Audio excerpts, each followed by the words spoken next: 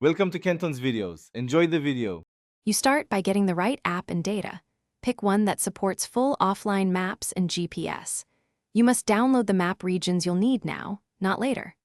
Once done, save points of interest and any planned route files to local storage. This avoids last-minute gaps.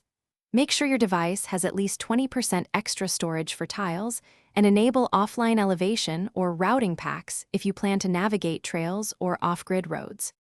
Next, configure your phone or GPS unit for best offline performance. You should enable high-accuracy GPS and turn off any battery savers that limit location updates. Load the downloaded region and the specific route file, then set map refresh and sampling to balance battery life versus precision. Once configured, test a short segment, walk or drive a few hundred meters to confirm the satellite lock and track logging. This proves the system will follow your planned course without internet. Finally, begin navigation with the offline map using turn-by-turn guidance or your loaded waypoint list. Use the compass for immediate bearings when the map lags. Keep a charged power bank and export route logs and the cached maps before long trips.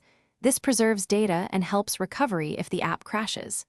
If GPS fails to get a lock, move to open sky, restart the device, or toggle airplane mode to force a fresh satellite connection. These steps usually restore positioning quickly.